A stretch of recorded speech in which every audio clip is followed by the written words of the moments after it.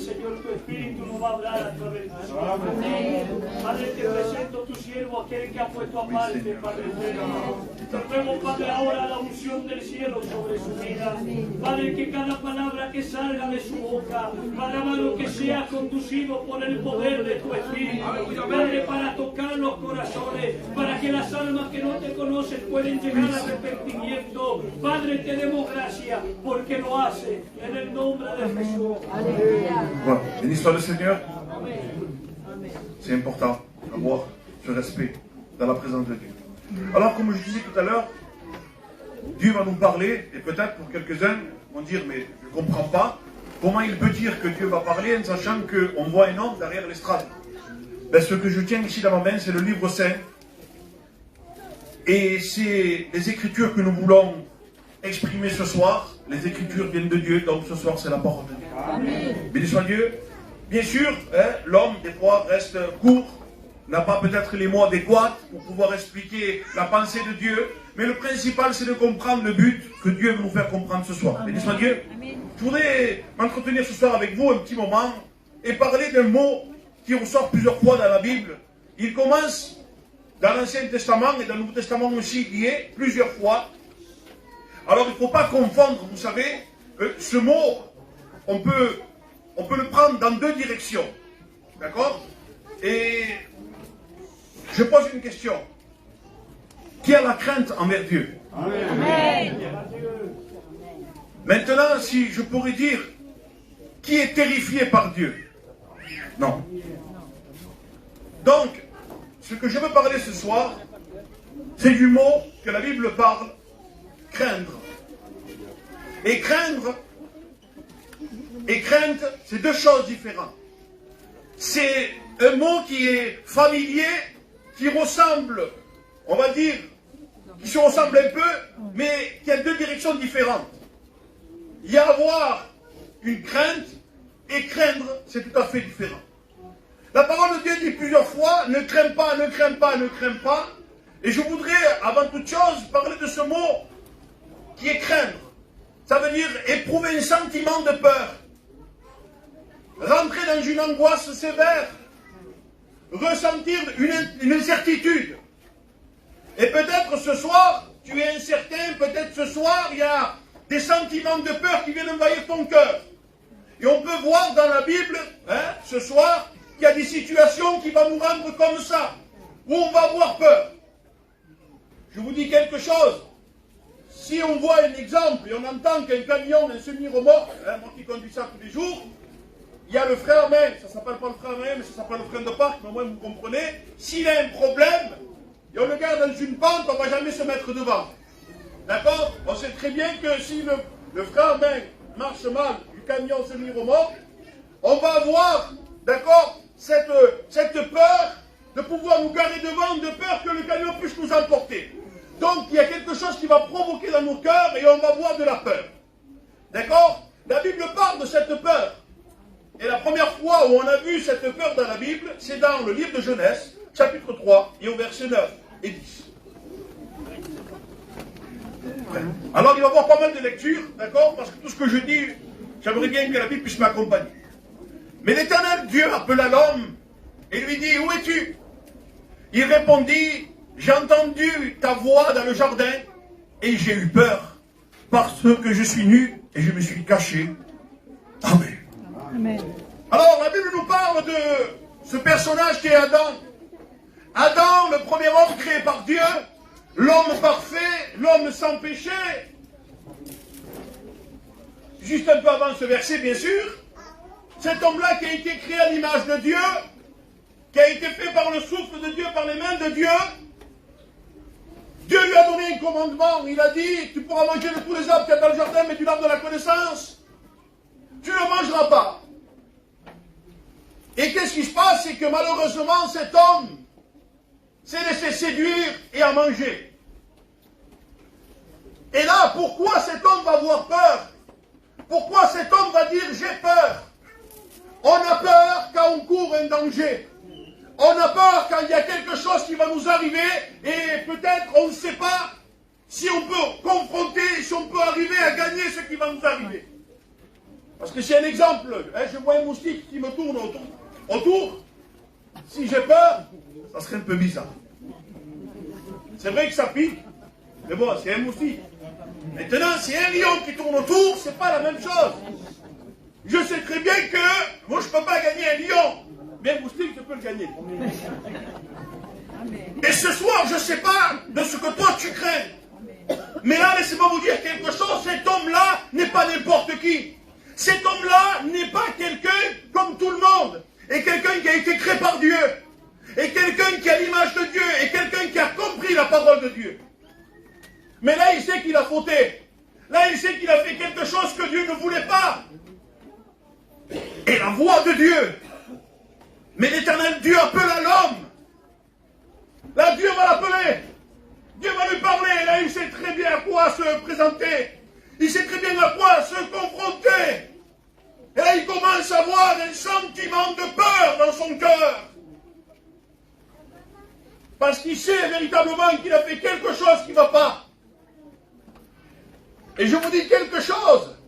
Dieu est bon. Amen. Mais il est amour, mais aussi il est justice. Excusez-moi avec le respect que je dois à l'Église. Dieu n'aime pas les personnes qui font ce qu'ils veulent. Dieu n'aime pas l'injustice, Dieu n'aime pas le péché, Dieu n'aime pas le mensonge. Dieu aime l'ordre, la bénédiction, l'obéissance, la soumission. Dieu nous a créés pour qu'on soit soumis à lui. Si je peux le dire comme ça, Dieu est le patron et nous sommes ses ouvriers. Nous devons être soumis à notre patron.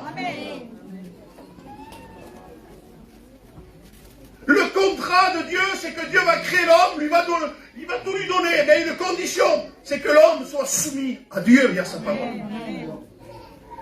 Là, l'homme va désobéir. Et il va avoir cette peur. Parce qu'il sait très bien que son état, il ne va pas. Il sait très bien que ce qu'il a fait, ça ne va pas. Et laisse-moi te dire quelque chose. Quelqu'un qui est dans l'incertitude. Quelqu'un qui a toujours un sentiment de peur. Quelqu'un qui craint toujours le lendemain. Quelqu'un qui a peur de la mort. Attention, quand je dis peur de la mort, je prends une parenthèse. Bien sûr que si le moment de la mort physique arrive, ça va faire quelque chose dans la chair. Mais un chrétien, il n'a pas peur de se confronter à la véritable mort parce qu'il sait qu'il a Jésus qui est la vie. Il y a quelques années en arrière, ça remonte à 5 ans, j'étais en train d'ouvrir l'église de la Calade. Un dimanche matin, je me lève avec une douleur dans la gorge, avec une fièvre sévère. Mon corps avait changé en un instant. Et le matin, il y avait le serviteur de Dieu, Juani, avec moi. Et de suite, j'ai pris conscience que j'avais quelque chose. Je suis allé le voir et j'ai mis la parole de Dieu en pratique. La Bible dit, vous appellerez les anciens, ils vont vous prendre de l'huile, vous imposez les mains et Dieu va guérir. Amen. Parce que je sentais que dans mon corps, il y avait quelque chose qui n'allait pas.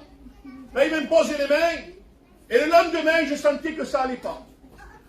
Il y avait le médecin chez mon cousin, je l'appelle, il me dit, le médecin, j'ai dit, s'il te plaît, dis-lui qu'il me garde une place, je vais le voir. Et il me regarde et il me dit qu'il pensait que j'avais, avec l'aspect que je vous dois, un caillou dans la glande salivaire. Et c'est pour ça que ça me faisait mal. Il a dit, bon, mais quand même, on va vous donner une ordonnance d'aller faire une échographie, parce que ça peut être dangereux, mais bon, voilà. Et je vais passer l'échographie le matin, et il marque urgent, parce que bon, il pensait que c'était le genre de petite pierre que j'avais ici, là. Des fois, c'est contraignant. Et je vais, et vous savez que l'échographie, elle se passe dans le noir. Et là, quand je vois le monsieur qui me fait l'échographie, je vois que ses yeux, ils grandissent, et il fait comme ça, et je vois qu'il y a quelque chose. J'ai vu en lui comme une inquiétude. Je dis, monsieur, qu'est-ce qu'il y a? Ne vous inquiétez pas, monsieur Fernandez, rhabillez-vous, je vais vous expliquer. Il me dit, voilà, j'ai trouvé 2 tumeurs. Il y a une tumeur qui est vilaine. Et je vous dis la vérité, comme ça, il a sorti comme ça. Je pense que vous avez le cancer. Et là, tout à coup, bien sûr que ça m'a frappé. Tu vas mourir. Mais aussi, il y a quelque chose qui m'a frappé. Ne crains pas, je suis avec toi. J'ai dit, ne vous inquiétez pas, vous voulez appeler quelqu'un de votre famille qui vous accompagne, ne vous inquiétez pas. Je dis, j'ai le meilleur d'accompagnant. Et j'ai Dieu dans ma vie. Amen. Et là, bien sûr, à ce moment-là, ma mère avait fait les examens quelques temps avant et ils l'ont levé, je ne sais pas si c'était 25 ou 30 nodules dans la gorge. Et ils attendaient voir si c'était cancéreux ou pas. Ils n'avaient pas encore reçu les nouvelles. Alors, si maintenant je rajoute ça, je dis ça à mes parents, imaginez-vous. Et je vous dis la vérité. Nous, on va être une bénédiction pour les autres. Amen. Pas un poids. Je dis, Seigneur, je vais le garder pour moi. Mais je sais que toi, tu vas œuvrer. Amen. Après, je vous dis la vérité.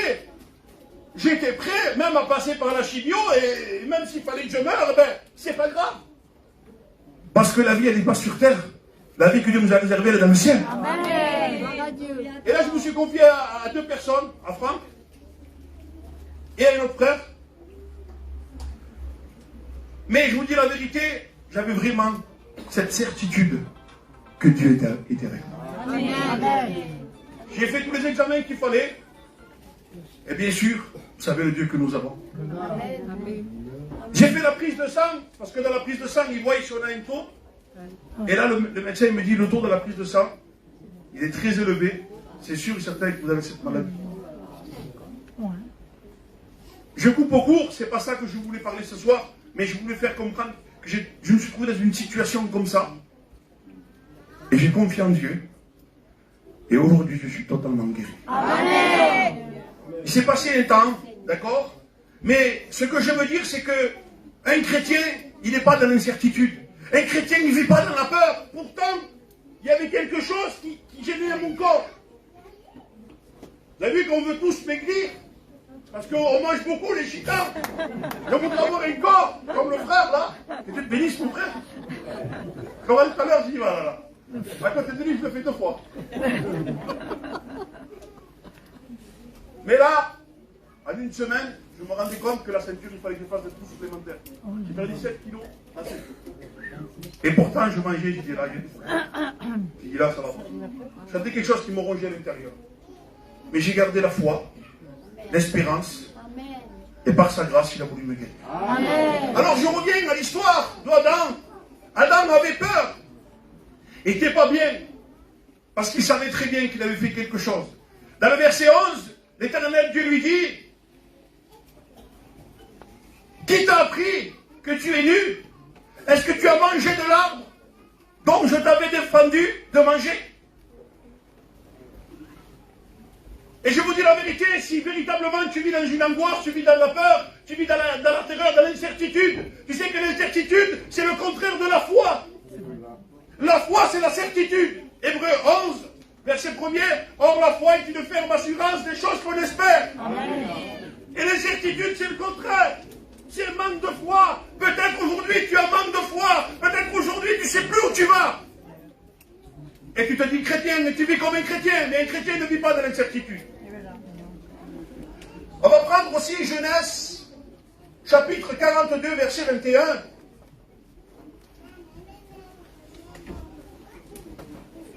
Ils se dirent alors l'un à l'autre, oui, nous avons été coupables envers notre frère, car nous avons vu l'angoisse de son âme, et il nous a demandé grâce, et nous ne l'avons point écouté. C'est pour cela que cette affliction nous arrive. Ça, c'est les frères de Joseph qui vont le vendre. Et quand ils vont se rendre compte, dans le fait accompli, ils vont voir cette angoisse. Mais eux, ils vont voir ce sentiment d'être coupable. Ce sentiment qu'ils ont fait quelque chose. Et c'est similaire à la peur. Parce que quelqu'un qui se sent coupable, il n'est pas bien. Il sait que peut-être il va lui arriver quelque chose. Il craint que la police vienne chez lui. Si tu as fait quelque chose, tu te sens coupable. Il sait très bien que peut-être il va avoir une répercussion derrière. Eux, ils ont vendu leur frère, ils ont dit à leur père qu'il était mort. Ils ont fait quelque chose d'horrible. Et ils se trouvaient dans ce sentiment de culpabilité. Et peut-être que dans la culpabilité, peut-être tu t'accuses pour ce que tu as fait. Peut-être, bien sûr, tu te sens mal pour ce que tu as fait. Mais laisse-moi te dire quelque chose. Malheureusement, nous sommes humains, nous sommes terrestres. Nous sommes de la terre. Nous avons la nature adamique. Et nous pouvons commettre des choses des fois qui ne sont pas agréables à Dieu. Et on peut avoir ce sentiment de culpabilité. De sentir coupable. De savoir qu'on a fait quelque chose qui ne va pas. C'est vrai. Mais je vous dis quelque chose, même si ce soir tu te sens comme ça, même si ce soir il y a quelque chose dans ton cœur que tu voudrais enlever mais tu n'arrives pas, Dieu le voit. Amen. Et quand Dieu le voit, les choses vont se transformer.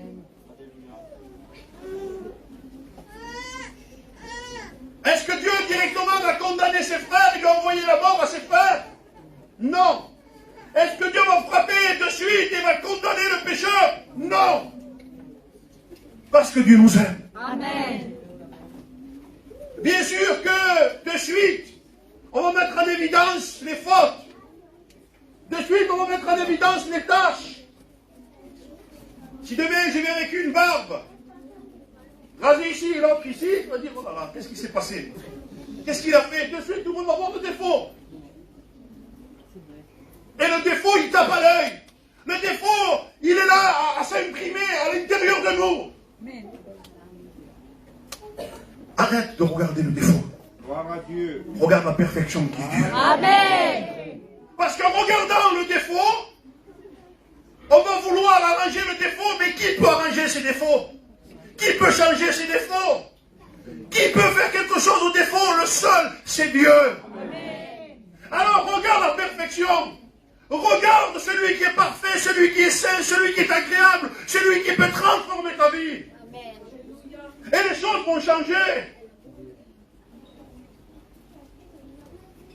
Ça, c'est important, béni soit Dieu. On va prendre aussi, alors je vais le commenter, je ne vais pas le lire, c'est dans l'histoire, c'est dans un roi. Il y avait un prophète, Élie. Un prophète qui était vaillant. Un prophète qui a tué plusieurs faux prophètes. Un prophète qui était loin de Dieu. Qui était ce serviteur de Dieu. Mais tout à coup, une certaine Jézabel va envoyer un message et va lui déclarer qu'ils veulent sa mort, qu'ils veulent se venger. Et je ne comprends pas pourquoi cet homme-là, avec tout ce qu'il a vécu avec Dieu, va avoir une incertitude, va vouloir s'échapper, va vouloir se réfugier. Jusqu'à un point, il va vouloir la mort. Mais je vous dis la vérité, le désir d'un chrétien, ce n'est pas de mourir, c'est de vivre en Jésus-Christ. Amen. Mais des fois, il peut arriver des pensées négatives, des pensées, excusez-moi, je peux le dire comme ça, diaboliques, ténébreuses. Nous les chassons au nom de Jésus. Amen. Pourtant, il a vécu la puissance. Pourtant, il a vécu l'expérience avec Dieu. Est-ce que tu crois que Dieu est vivant? Est-ce que tu crois que Dieu est puissant? Est-ce que tu as vu la main de Dieu œuvrer sur toi? Mais tu commences à douter parce que Jézabel envoie son message. Jézabel, c'est prototype du diable et nous chassons le diable et la voix du diable au nom de Jésus. Le diable va vouloir te décourager, te dire que tu ne peux pas avancer, que tu ne peux pas gagner. Mais ce soir, tu es plus que victorieux au nom de Jésus. Il y a la victoire au nom de Jésus. Est-ce que ce soir, tu veux la victoire? Amen. Vous savez, j'ai été sportif pendant de longues années. Même si le corps n'en prend pas beaucoup. J'ai fait plus de 20 ans de joute. Celui qui connaît, j'ai été champion de France, médaille d'or. Oui, ma famille le sait. Et j'allais jamais un championnat pour perdre, j'allais toujours pour gagner. Et même si j'arrivais des fois vice-champion, pour moi c'était rien du tout. Deuxième, ça ne vaut pas, c'est premier qui vaut. Deuxième, oui, ils vont te dire bravo. Ils vont te pousser, ils vont mettre le premier, allez, on fait la photo. Le deuxième, ils vont le sortir. Moi, je ne veux pas être deuxième. Moi, je veux être numéro 1 avec Jésus. Amen. Parce que c'est lui qui nous donne la victoire. Moi, ce soir, je veux le triomphe. Moi, ce soir, je veux la réussite. Moi, ce soir, je veux la bénédiction. Amen. Mais attention, dans le monde, elle n'y est pas, la bénédiction. La réussite, elle n'y est pas. Parce qu'il y a des personnes qui passent parce qu'ils ont un bon travail, parce qu'ils ont de l'argent, parce qu'ils ont une bonne situation, ils pensent qu'ils ont réussi. Ça y est, j'ai réussi. Qu'est-ce que tu as réussi? Qu'est-ce que tu as réussi? Est-ce que les millions pourront contre l'angoisse? Est-ce que les millions pourront résoudre le problème de ton couple? Non. Mais avec Jésus, tout est possible. Amen. Gloire à Dieu. Alors là, encore une incertitude. Et là, bien sûr, je voudrais parler d'un autre passage, et on va le prendre. C'est dans Luc 5, au verset 8. Là, on va voir. Mais là, ce n'est pas la même chose. Là, on a vu 3 cas où véritablement, il y a des choses qui se passent dans le cœur de l'homme et qui n'est pas bon, qui n'est pas des bons sentiments. Et là, on peut voir que ces hommes-là, bien sûr, avec la grâce de Dieu, parce qu'Élie, après, a été béni par Dieu, à travers l'ange.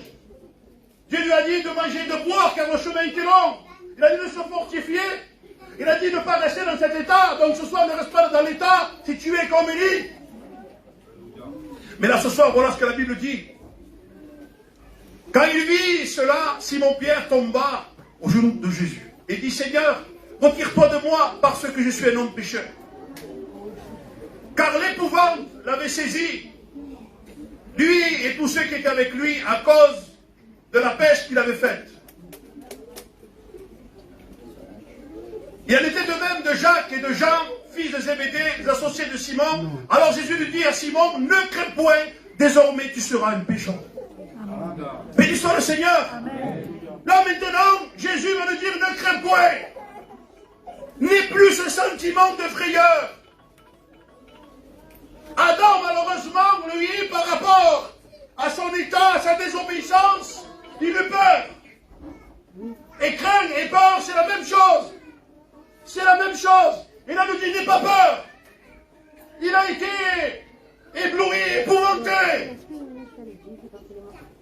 Mais ce n'est pas la même chose. Il a été épouvanté, ébloui, parce que Jésus a fait un miracle. Amen. Et ce soir, je te dis quelque chose. N'aie pas peur. Aie confiance en Jésus. Amen. Mais tu te dis, mais moi, comment je vais croire au miracle de Jésus? Pour ma famille, ça ne va pas. Pour mon entourage, ça ne va pas. Pour ma famille, il ne faut pas croire à Jésus. Il faut croire à Mahomet. Il faut croire à la Vierge Marie. Il faut croire à les bouddhistes. Ma famille ne croit pas à ça. Et là, tu as peur de déclarer que le miracle de Dieu va taper ta vie. Amen.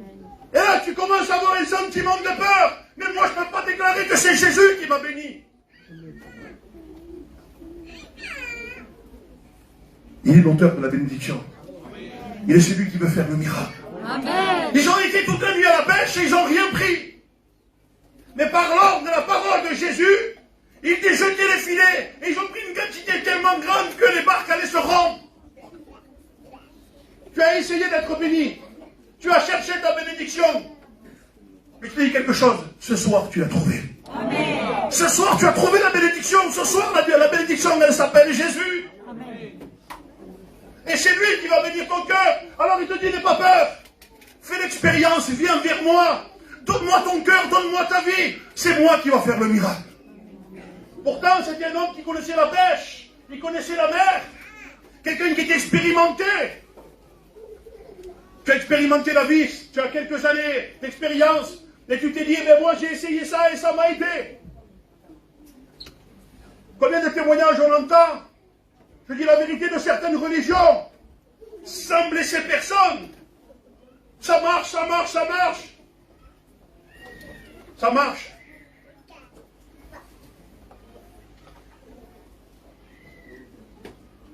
Pourquoi chercher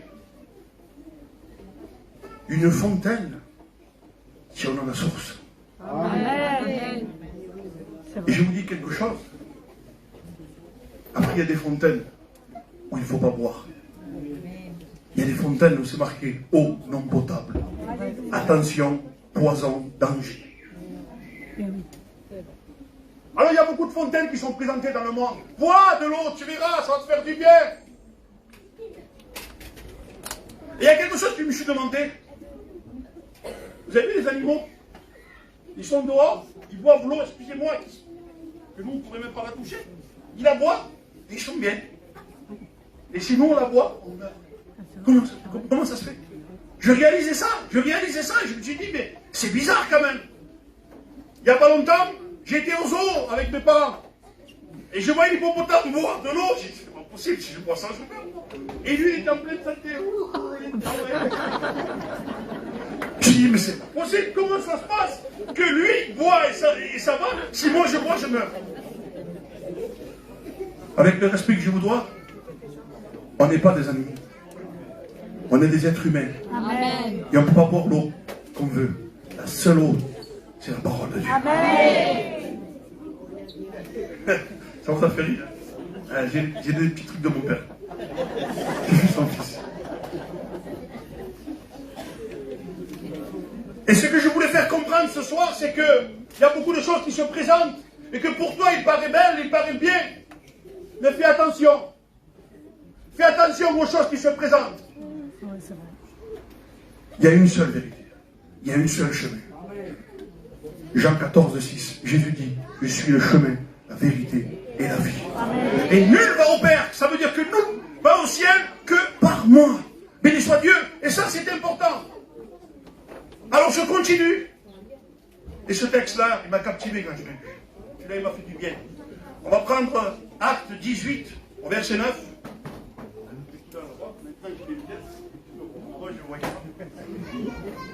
Le Seigneur dit à Paul en vision, pendant la nuit, ne crains point, mais parle et ne te tais point, car je suis avec toi et personne ne mettra la main sur toi pour te faire du mal. Parle, car j'ai un peuple nombreux dans cette ville.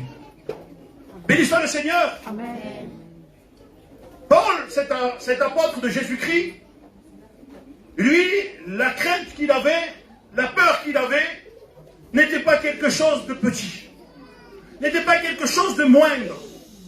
C'est que lui, il annonçait la parole de Dieu, mais là, il y avait quelqu'un qui voulait le faire taire. Il y a quelqu'un qui voulait le faire tuer. C'était ces soldats, envoyés par ces religieux. Et là, il voyait plein de personnes mourir. Là, à ce temps-là, il brûlait les chrétiens. Il faisait du mal. Il voyait la souffrance, il voyait la douleur, il voyait ce qui se passait. Imaginez-vous que demain, il fasse direct sur Facebook et qu'il brûle les chrétiens vivants. Tout ça parce qu'il avait un évangile. Ma femme cache l'évangile. Eh oui, t'as vu ce qu'ils lui ont fait à lui? Et là, ils vont le menacer. Mais attention, Dieu connaît la circonstance de nos vies. Amen. Le Seigneur dit à Paul en vision, est-ce que tu crois que Dieu peut se manifester? Amen. Alors bien sûr, aujourd'hui, il y a des personnes qui font des visions toutes les 2 minutes. C'est difficile ça. Mais Dieu parle encore en vision, est-ce que vous le croyez? Amen. Et quand Dieu parle, il ne se trompe pas. Quand Dieu parle, il y a un message. Quand Dieu parle, il y a un propos derrière. Il y en a qui viennent nous voir, pasteur, j'ai une vision, quoi? Ça. Je ne comprends pas. Mais moi, je me dis, mais bon, je ne sais pas, on va attendre avec le temps. Et tous les 5 minutes, pasteur, j'ai eu ça. Mais là, Dieu en vision va lui parler. Il va lui dire, ne crains point. Parce qu'il savait que Paul avait une crainte, il savait que Paul avait une peur, il savait que Paul passait par un moment difficile. Et peut-être tu passes par un moment difficile. Vous savez, il n'y a pas plus difficile que venir à la réunion pour celui qui est marié sans sa femme. Il n'y a pas plus difficile que venir à la réunion pour la sœur sans son mari. Venir et être persécuté dans son foyer. Et là, il y a une crainte qui s'installe dans le cœur. Là, il y a une peur en disant, mais regarde, Seigneur, je te suis. Mais regarde, j'y arrive plus, j'ai peur. Je ne suis pas bien. Tout le monde est bien, mais moi, je ne suis pas bien. Regarde comme ça se passe chez moi. Oh, bien sûr, si c'est l'homme, il va à la réunion, il est content.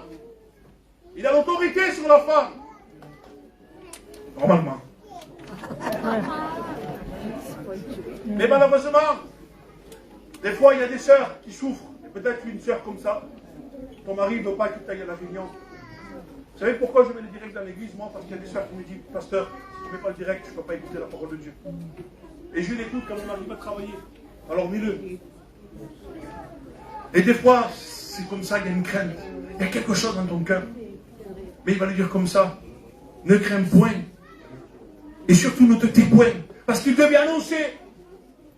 Il devait annoncer. Annoncer que Jésus était le Christ, qu'il est venu sauver, qu'il était la vérité. Parce que là, autour de lui, il y avait plein de pharisiens, plein de religieux, des personnes qui voulaient le faire taire. Parce que Paul, avant il s'appelait Paul, il s'appelait Saul. Et Saul, c'était ce religieux qui a tué les chrétiens pour que l'évangile ne soit pas propagé. Parce que pour lui, l'évangile était faux. Mais quand on s'attaque à l'évangile, Dieu se manifeste. Est-ce que vous le croyez? Amen. Quand on s'attaque à l'évangile, Dieu se manifeste et il me dit, hey, arrête-toi. Arrête-toi. Ne touche pas l'évangile, ne touche pas ma parole. Parce qu'arrivé à un moment donné, Dieu va lui parler. Il va lui dire, Saul, Saul. Seigneur, qui es-tu? Je suis Jésus, celui que tu persécutes.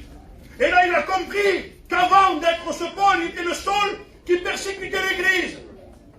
Mais Dieu va le bénir et va lui donner le message et il va changer de message. Pour les gens qui l'entouraient, c'était quelque chose de fort. Peut-être toi, maintenant, tu arrives chez toi, tu vas dire, Jésus m'a sauvé. Quoi? Arrête de parler, ne parle pas de Jésus ici. Peut-être c'est comme ça chez toi. C'était comme ça chez vous. Le jour où j'ai reçu Jésus, mes parents voulaient me tuer. Mon père était énervé. Il me dit, c'est une secte, ne va pas là-bas, tu es fou. Ma femme aussi, elle ne voulait pas. C'est la vérité. Elle ne voulait pas. Si tu continues avec Jésus, je te quitte. Vous rigolez? Elle a pris ses valises, elle est partie chez sa mère. Pourtant, dans le monde, avec le respect que je vous dois, j'en parlais pas la réunion des jeunes. Dans le monde, bon, j'étais jeune, je faisais des bêtises. Et elle était toujours à côté de moi. Elle ne m'a jamais manqué de respect, rien, elle était là. Bien éduquée, une bonne famille. Mais arrivé à un moment donné, je me convertis. Elle voulait rien savoir. Non possible, c'est pas possible ça. Comment ça? Je change, je ne sors plus. Je ne fais plus rien. Je suis un homme gentil. Et maintenant, ça ne va pas. Qu'est-ce qu'il faut être méchant? Il faut peser le pour, le contre. Tu dis à ta famille que tu as la paix, tu dis à ta famille que ça va, et ils te disent non, ça ne va pas. Alors ils veulent te voir dans la souffrance. Fais attention. Malheureusement, il y a un converti, celui qui ne connaît pas Dieu, ne comprend pas le message. Et il va te parler comme Saul. Il va te persécuter. Mais ce soir, nous, on ne veut pas écouter le message de Saul. On veut écouter le message de Paul. Amen. Béni soit Dieu. Et là, Paul, il va parler. Et te le dit, ne t'étais point. Et en plus de ça, il va dire, car je suis avec toi. Et personne ne mettra la main sur toi pour te faire du mal. Amen. Peut-être qu'il y a la crainte dans ton cœur. Tu te dis, si moi je vais annoncer l'évangile, si moi je vais propager l'évangile chez moi, il y a quelque chose qui va se passer. Ma famille va se diviser. Mon père va m'enlever la parole. Ils vont peut-être me frapper. Confie en Dieu. Amen. C'est important ça. Béni soit Dieu. Amen. Je vais prendre le dernier verset, parce que ça fait déjà plus d'une demi-heure que je prêche. Et je ne vais pas fatiguer. Et on va prendre une conclusion dans Isaïe chapitre 30, verset 15. Je passerai après les versets, c'est pas grave.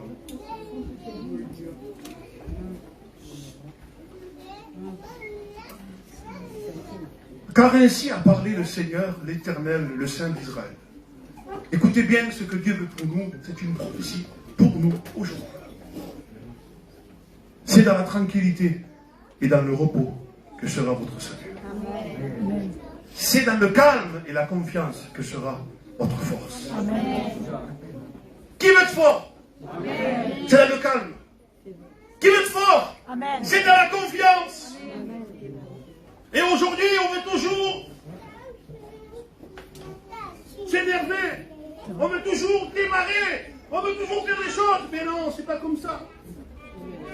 Moi, j'ai pu voir véritablement que ce verset, il a impacté ma vie. Avant, je ne tenais pas sur place. Quand on a pequeno mi diceva, non te me ne mangi, j'arrêtais pas, je sautais partout, je criais, tout je voulais. Et arrivé un moment donné, quand j'ai reçu Dieu, Dieu l'a transformé. Amen. J'ai compris que c'est dans le calme et la confiance que sera ma force. Et dans la tranquillité. Un chrétien, même qui passe par la tourmente. Tout à l'heure, il a témoigné. Passer par le deuil, c'est quelque chose de dur. avoir la séparation du corps de quelqu'un qu'on aime, c'est dur. C'est dur, il faut dire la vérité. On est là, mais la parole de Dieu nous reprend, nous dit ne t'inquiète pas. On a une espérance. L'espérance, c'est pour toutes les personnes qui sont en Jésus-Christ et même qui meurent en Christ. On sera ressuscités le même jour et on sera tous à la rencontre du Seigneur. Amen. Alors, il y en a plein qui viennent me voir. Donne-moi le détail, pasteur. Mais avec ce verset, la Bible dit, consolez-vous les uns les autres par cette parole. 1 Thessaloniciens nous dit, consolez-vous les uns les autres par ces paroles. Ne cherchez pas de plus loin. Comment je serai? Comment je vais faire? En étant à côté, en étant ensemble, c'est le plus important. Et surtout, dans la tranquillité et dans la paix. Alors ce soir, je voudrais conclure mon message. Qui ce soir doit avoir confiance en Dieu. N'aie plus ce sentiment de peur. N'aie plus l'incertitude dans ton cœur. Ne regarde pas et non pas ce regard inquiet. N'aie pas cette vie inquiète. Sois un message de confiance pour ton voisin. Sois un message de force pour ton prochain. Parce que je vous dis la vérité. J'étais au début chrétien et il y avait un frère qui est parti auprès du Seigneur, El Tio Alfonso de Vitrolles. Quand il est parti auprès du Seigneur, il a une fille qui habite à Strasbourg. Et là, bien sûr, c'était son père qui est parti. Et juste, cette image, elle m'a fait du bien et elle m'a fait comprendre quelque chose. Quand ils ont mis son père dans le tombeau, elle disait, merci Seigneur, parce qu'il est avec toi. Amen. Et là, j'étais là, j'ai pu accrocher avec le sentiment profond du cœur de la sœur. Dis Seigneur, c'est ça que je veux, cette confiance-là. Amen. Je veux cette espérance-là. Avant de me convertir, le grand-père de ma femme, du côté de son père, avant de mourir, il avait appelé un serviteur de Dieu chez lui. Ils ont été 3 jours en train de chanter des cantiques, de prier. Et le jour où son grand-père est parti, moi je n'étais pas converti. Alors on était en deuil avec ma femme et on va au cimetière. Et là tout à coup, quelque chose que je ne connaissais pas, je vois tout le monde avec le cercueil chanter Derrama tu gloria, Seigneur. Et là, j'étais en deuil, j'ai dit, ils sont fous. Qu'est-ce qu'il faut? Je suis parti avec mon père, papa, je suis parti là-bas, je dis, ils me font froid au dos, qu'est-ce qu'il faut? Et mon père me dit, non, c'est des alléluia. Eux, ils sont comme ça. Moi, je me dis, c'est pas normal qu'ils chantent comme ça, au moment de la mort. Et ce cantique disait, déverse ta gloire, Seigneur. Amen. C'est dans la tranquillité et le repos que sera votre salut. C'est dans le calme et la confiance que sera votre force. Un chrétien, il vit en paix. Il ne craint pas. Même que la mort nous se présente. Même que le message dur nous se présente. Confie en Jésus. Crois en lui. Qui veut prier avec moi ce soir? Je ferme mon yeux. Alléluia. Mais je demande à Noël, serviteur de Dieu. Vas-y, Noël, tu pries pour ensemble.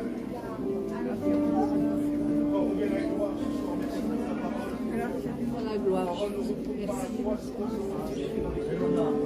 Nous croyons ta parole. Merci parce que tu nous parles. Merci pour ta parole parce que elle est une assurance, Seigneur, une équilibre pour nos vies, Seigneur. Elle est un appui pour nos vies, Seigneur. Sur ta parole, je te promets, Seigneur. Je sais que c'est dans le calme et la confiance que sera notre force. Seigneur, nous voulons être calmes dans nos cœurs, dans nos pensées, Seigneur, et sachant que tu es celui, Seigneur, qui nous a sauvés. Merci parce que tu as préparé une place pour tous ceux et celles, Seigneur, qui t'ont accepté, Seigneur. Ce soir, tu vas bénir celui qui t'a pas encore accepté. Seigneur, qu'il puisse se tourner vers toi. Qu'il puisse réaliser, Seigneur Jésus-Christ, que seul toi peux le sauver, Seigneur Jésus-Christ. Le mettre la paix dans son cœur. Le mettre, Seigneur Jésus-Christ, la tranquillité dans sa vie, dans son foyer, Seigneur, et l'équilibre. Merci pour la grâce que tu nous accordes d'être là ce soir encore. Écoutez ta parole et nous réjouir ensemble dans la communion fraternelle, Seigneur. Tu es celui qui délivre, Seigneur Jésus-Christ. Bien, Seigneur, peut-être ce soir il y a une personne, Seigneur, qui est angoissée.